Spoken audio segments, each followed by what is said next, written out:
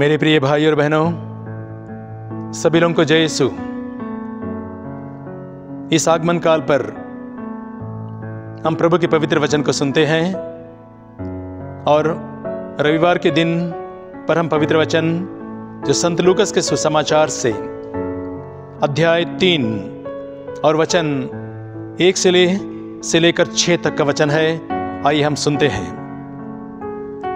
जब कैसर तिबेरियस के शासनकाल के 15वें वर्ष में पोंतुस पिलातुस यहूदिया का राज्यपाल था, हेरोद गलीलिया का राजा और उसका भाई फिलिप इतूरिया और त्रखोनितुस का राजा और लिसानियुस अबेलेन का राजा था, जब अन्नस तथा कैफस प्रधान याजक थे, उन्हीं दिनों जकरियस के पुत्र यूहन्ना को यरदन प्रदेश में प्रभु की वाणी सुनाई पड़ी। वह यरदन के आसपास के समस्त प्रदेश में घूम घूम कर पाप क्षमा के लिए पश्चाताप के बपतिस्मा का उपदेश देता था, जैसा कि नबी इसायास की पुस्तक में लिखा है, निर्जन प्रदेश में पुकारने वाले की आवाज, प्रभु का मार्ग तैयार करो। हर एक घाटी भर दी जाएगी, हर एक पहाड़ और पहाड़ी समतल की जाएंगी, टेढ़े रास्ते सीधे और उबड़ खाबड़ रास्ते बराबर कर दिए जाएंगे और सब शरीरधारी ईश्वर के मुक्ति विधान के दर्शन करेंगे। मेरे मित्रों, आज जब हम आगमन काल के दूसरे रविवार में प्रवेश करते हैं तो हमारे लिए प्रभु का वचन यूहन्ना बपतिस्ता के द्वारा यह संदेश देता है कि हम एक आध्यात्मिक तैयारी करें। हम देखते हैं वचन में जिस प्रकार यूहन्ना बपतिस्ता को निर्जन प्रदेश में प्रभु की वाणी सुनाई दी और निर्जन प्रदेश में प्रभु की वाणी सुनने के बाद यूहन्ना बपतिस्ता लोगों को उपदेश देने लगा। यह कहकर उपदेश देने लगा, पाप क्षमा के लिए पश्चाताप के बपतिस्मा का उपदेश देने लगा। यह एक आध्यात्मिक तैयारी है। मेरे मित्रों, इस आगमन काल पर जब हम प्रभु यीशु के 2025वां वर्षगांठ का जन्म दिवस मनाते हैं, तो इस आगमन काल में प्रभु यीशु को अपने जीवन में स्वागत करने के लिए हम किस प्रकार तैयारियां कर रहे हैं, किस प्रकार की आध्यात्मिक तैयारी कर रहे हैं। यूहन्ना बपतिस्ता उस समय लोगों को तैयार करवाया। वह खुद आध्यात्मिक तैयारी कर रहा था और लोगों को भी आध्यात्मिक तैयारी करा रहा था। जब हम आज के वचन में सुनते हैं, यूहन्ना को निर्जन प्रदेश में प्रभु की वाणी सुनाई दी। निर्जन प्रदेश एकांत के पलों में होता है। आध्यात्मिक तैयारी में इस आगमन काल में आपको भी कुछ पलों के लिए निर्जन प्रदेश में यानी कि एकांत के पलों में आपको जाना होगा, एक आध्यात्मिक तैयारी करने के लिए। और जब आप आध्यात्मिक तैयारी करते हैं तो वचन में स्पष्ट रूप में लिखा हुआ है, वह पाप क्षमा के लिए पश्चाताप के बपतिस्मा का उपदेश देता था। तो जब हम एकांत के पलों में जाएंगे, एकांत के पलों में हम अपने अंतरात्मा को सुनते हैं, क्योंकि हमारा अंतरात्मा ईश्वर का निवास स्थान होता है। जिस प्रकार नबी इसायास के ग्रंथ में लिखा है, अध्याय 66 और वचन 1 और 2 में लिखा है, प्रभु कहता है, तुम मेरे लिए कौन सा घर बनवाओगे? मेरा निवास का स्थान कहां होगा? किंतु मेरी कृपा दृष्टि उन लोगों पर बनी रहती है जो विनम्र और पश्चातापी हैं और श्रद्धा से मेरी वाणी सुनते हैं। तो मेरे मित्रों, जब हम एकांत के पलों में कुछ पल के लिए समय बिताएंगे तो हम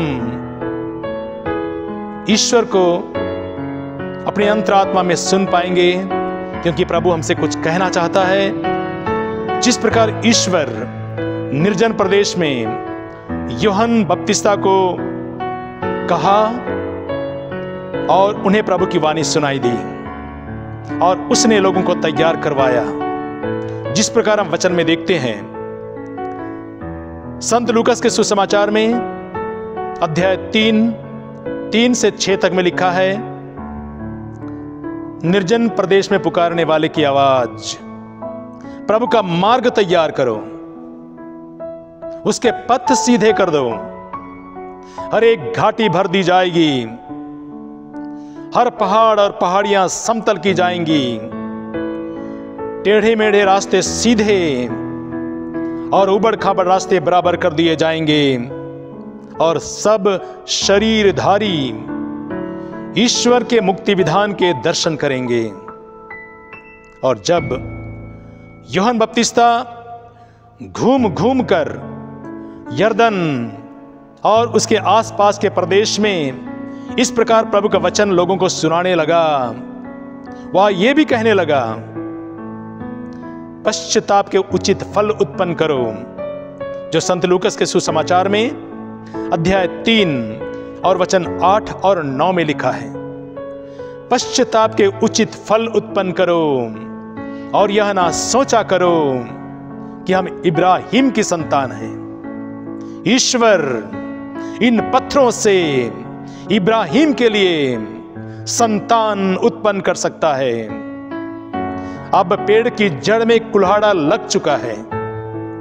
जो पेड़ अच्छा फल नहीं देता वह आग में झोंक दिया जाता है, काट दिया जाता है।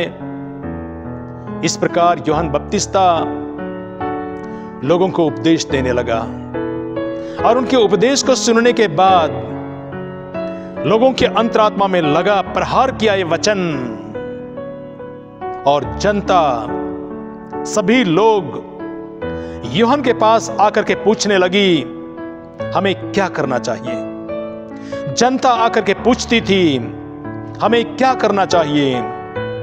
और यूहन्ना बपतिस्ता ने बताया, जिसके पास 2 कुर्ते हैं वह एक उसको दे दे जिसके पास नहीं है, और जिसके पास भोजन है वह भी ऐसा ही करे। फिर नाकेदार लोग उनके पास में आकर के पूछते थे, और हमें क्या करना चाहिए? और यूहन्ना बपतिस्ता उनसे कहता था, तुम्हारे लिए जो नियत है उसे अधिक मत मांगो। पुलिस प्रशासन भी आकर उनसे पूछती थी, और हमें क्या करना चाहिए? और यूहन्ना बपतिस्ता उनसे कहते थे, किसी पर दोष मत लगाओ, किसी पर अत्याचार मत करो, अपने वेतन से संतुष्ट रहो। इस प्रकार प्रभु के पवित्र वचन को सुनने के बाद यूहन्ना बपतिस्ता के समय के लोग अपने मसीहा को स्वागत करने के लिए वे तैयारियां कर रहे थे। मेरे मित्रों, 2025वां वर्षगांठ प्रभु के जन्म के शुभ अवसर पर इस आगमन काल में आप और आपका परिवार किस प्रकार तैयार कर रहा है? आज भी तो प्रभु का वचन, वही वचन प्रभु का मार्ग तैयार करो, उसके पथ सीधे कर दो। हर एक घाटी भर दी जाएगी, हर एक पहाड़ और पहाड़ियां समतल की जाएंगी, टेढ़े रास्ते सीधे, ऊबड़ खाबड़ रास्ते बराबर कर दिए जाएंगे। सब शरीरधारी ईश्वर के मुक्ति विधान के दर्शन करेंगे। पश्चाताप के उचित फल उत्पन्न करो और ये ना सोचा करो कि हम इब्राहिम की संतान है। वही वचन, वही प्रभु आज भी हर एक जन से ये कहता है कि हम इस आगमन काल में आने वाले मसीहा के लिए एक आध्यात्मिक तैयारी करें। एक आध्यात्मिक तैयारी हर मनुष्य की जिंदगी में बहुत जरूरी होता है, हर परिवार के लिए बहुत जरूरी होता है। मेरे मित्रों, जब आज प्रभु का वचन हमसे तैयार होने के लिए, आध्यात्मिक तैयारी के लिए हमसे निमंत्रण देते हुए कहता है कि अब तैयार हो जाएं, तो हम प्रभु का स्वागत करने के लिए किस प्रकार तैयार हो रहे हैं। हर इंसान को, हर परिवार को ये जानना जरूरी है कि हमारा शरीर ईश्वर का मंदिर है। कुरिन्थियों के पहले पत्र में अध्याय 3 वचन 16 में लिखा है, क्या तुम नहीं जानते कि तुम्हारा शरीर ईश्वर का मंदिर है और उसमें ईश्वर का आत्मा निवास करता है। तो जब हमारा शरीर ईश्वर का मंदिर है तो हमें यह जानने की जरूरत है कि कहीं हमारा ये आत्मा, हमारा मन, हमारा अंतरात्मा जो ईश्वर का मंदिर है, कहीं ये बुराई का अड्डा तो नहीं, बुराई सोचता है, बुराई करता है, अश्लील बातें करती है, अश्लील चीजें के अधीन रहती है, और हमारा ये शरीर पाप, बुराई, अंधकार, लड़ाई झगड़ा, कलह, हत्या, परगमन, घमंड और कई प्रकार के बुराई का अड्डा तो नहीं बन चुका है। यदि ऐसा है तो हम प्रभु यीशु के लिए अपने जीवन में जगह नहीं बना सकते हैं। प्रभु यीशु के लिए अपने दिल में हम तैयारी नहीं कर रहे हैं। प्रभु तो चाहता है आपके जीवन में आने के लिए, प्रभु तो हमारे परिवार में आना चाहता है, लेकिन हम प्रभु को इनकार करते हैं। जिस प्रकार की यूहन्ना के सुसमाचार में लिखा है अध्याय 1 में और वचन 10 और 11 में लिखा है, वह संसार में था, संसार उसके द्वारा उत्पन्न हुआ, किंतु संसार ने उसे नहीं पहचाना। वह अपने यहां आया और अपने ही लोगों ने उनको नहीं अपनाया। देखिए वचन क्या बोलता है, अपने ही लोगों ने उनको नहीं अपनाया। यदि हमारा शरीर जो ईश्वर का मंदिर है, यदि ये बुराई का अड्डा बन चुका है, बुराई की बातें सोचता है, बुराई करता है, अश्लील जीवन के अधीन रहता है, अश्लीलता की बातें सोचता है और बुराई का गढ़ बन चुका है, तो प्रभु यीशु हरगिज आपके जीवन में नहीं आ सकता है। हरगिज आपके जीवन में प्रभु यीशु नहीं आ सकता है, क्योंकि प्राज्ञा ग्रंथ में लिखा है अध्याय 1 में वचन 4 में लिखा है, प्रज्ञा उस आत्मा में निवास नहीं करती है जो बुराई की बातें सोचती है, और उस शरीर में निवास नहीं करती जो पाप के अधीन रहती है। प्रज्ञा प्रवेश नहीं करती है। जब प्रभु का प्रज्ञा हमारे शरीर में, हमारे आत्मा में निवास नहीं करेगा, जो ईश्वर का मंदिर है, तो प्रभु यीशु हमारे जीवन में प्रवेश नहीं कर सकता है। हम क्रिसमस की तैयारी नहीं कर पा रहे हैं। हम जरूर नए कपड़े पहनेंगे, हम जरूर अपने शरीर को तैयार करेंगे, लेकिन हमारा आत्मा, हमारा अंतरात्मा जो ईश्वर का निवास स्थान है, वह तो बुराई का पिटारा, बुराई का अड्डा बन चुका है। मेरे मित्रों, इस आगमन काल पर कलीसिया हमसे यह निवेदन करती है, आग्रह करती है कि हम तैयार करें। किस प्रकार तैयार करें? उस समय तो यूहन्ना बपतिस्ता ने लोगों को तैयार करवाया था। आज कलीसिया यूहन्ना बपतिस्ता के जगह पर कलीसिया हमसे कहती है क्या करना चाहिए। आप एक अच्छा पाप स्वीकार करें, आप त्याग, तपस्या और परहेज करें, आप दान दक्षिणा दें, आप कई प्रकार की बुराई को त्याग दें। मेरे मित्रों, जब हम इस आगमन काल में कलीसिया के इन वचनों को सुनकर जब हम एक अच्छा पाप स्वीकार करते हैं, अच्छा पाप स्वीकार का मतलब क्या होता है? हम शैतान और उनके प्रपंचों का तिरस्कार करते हैं। हम प्रभु यीशु को अपने जीवन में स्वीकार करते हैं, शैतान का तिरस्कार करते हैं और शैतान की अधीनता को हम त्याग देते हैं। मेरे मित्रों, एक अच्छा पाप स्वीकार, उसके बाद हम इस आगमन काल में त्याग, तपस्या और भोजन से परहेज करें। जब आप त्याग, तपस्या और भोजन से परहेज करते हैं तो इसका मतलब उन बुराइयों को छोड़ते हैं, उस भोजन को परहेज करते हैं, इन चीजों को हम त्याग देते हैं। इसके द्वारा आप अपने इंद्रियों को अपने अधीन में रखते हैं। बुराई नहीं सुनते, बुराई नहीं देखते, बुराई नहीं करते, तो अपने इंद्रियों को आप अपने वश में करते हैं।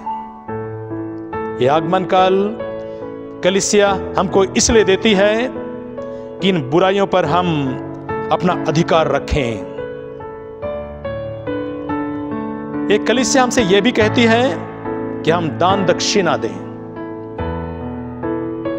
दान दक्षिणा का मतलब कुछ भी दान आप दूसरों को देते हैं, मदद के लिए, सहायता के लिए। दान दक्षिणा देना यह भी एक पुण्य काम है। जब हम दान दक्षिणा देते हैं तो यह हमारी मनोदशा दिखाती है, हमारी मनोवृत्ति दिखाती है कि हम कितना जेनरस हैं। यह दिखाती है कि हम उच्च कोटि के व्यक्ति हैं। यह दिखाता है कि हमारे संस्कार, हम जिस संस्कार से आते हैं वो संस्कार बहुत ऊंचा संस्कार है।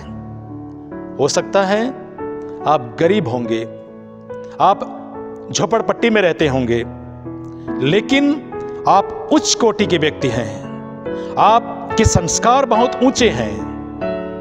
फिर भी आप गरीब झोपड़पट्टी में रहते हुए भी आप दान दक्षिणा दे रहे हैं। यह दिखाता है कि आप बहुत अच्छे इंसान और उच्च कोटि के व्यक्ति हैं।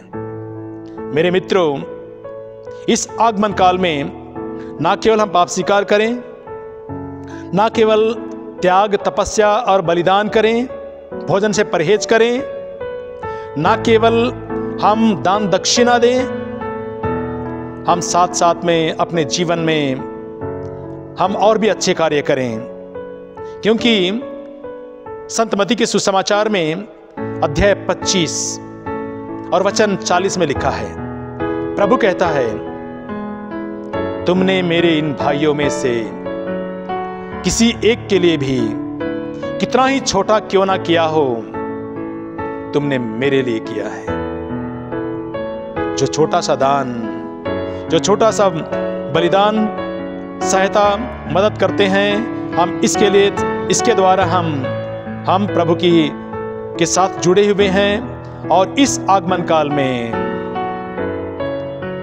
पाप स्वीकार के साथ, दान दक्षिणा परहेज के साथ और के साथ साथ हमें प्रार्थना की आवश्यकता है। इसलिए कुछ पलों के लिए आपको प्रभु के साथ बिताना होगा। कुछ पलों के लिए प्रार्थना करेंगे, क्योंकि जब हम प्रार्थना करते हैं, प्रार्थना का मतलब होता है हम ईश्वर से जुड़े हुए हैं, हमारा परिवार ईश्वर से जुड़ा हुआ है। यदि उदाहरण के तौर पर देखा जाए, यदि आप अपने परिवार से मिलके नहीं रहेंगे, अपने परिवार से कट ऑफ रहेंगे, अपने परिवार के साथ जुड़े नहीं रहेंगे और इसी प्रकार बहुत लंबे समय तक परिवार के साथ आपका कोई संबंध नहीं रहेगा, 10, 15, 20 साल के बाद आप अपने परिवार को भूल जाएंगे। प्रार्थना का मतलब होता है ईश्वर के साथ एक गहरा रिश्ता। हम उस ईश्वर के साथ जुड़े हुए हैं, हम उस ईश्वर के साथ अपने आप को और अपने परिवार को जोड़ के रखे हैं और उस परमेश्वर से हमारा एक गहरा रिश्ता है। मेरे मित्रों, इस आगमन काल में सभी लोग किसी ना किसी तरीके से अपने आप की तैयारी कर रहे हैं। आप भी तैयारी कीजिए, एक अच्छा पाप स्वीकार के द्वारा, प्रार्थना के द्वारा, त्याग, तपस्या और परहेज के द्वारा। प्रभु आपको आशीष दे और इस आगमन काल में प्रभु यीशु आपको और आपके परिवार को कृपाओं से भर दे। और मेरी ओर से जितने भी लोग हमारे इस वीडियो को देखते हैं, मैं आपको क्रिसमस की तैयारी की शुभकामनाएं देता हूं। प्रभु आपको, आपके परिवार को एक अच्छी तैयारी के लिए पवित्र आत्मा का अभिषेक और अपनी अनुग्रह से विभूषित करें और आपको पवित्र आत्मा से भर दे। सभी लोगों को मेरी ओर से जय यीशु।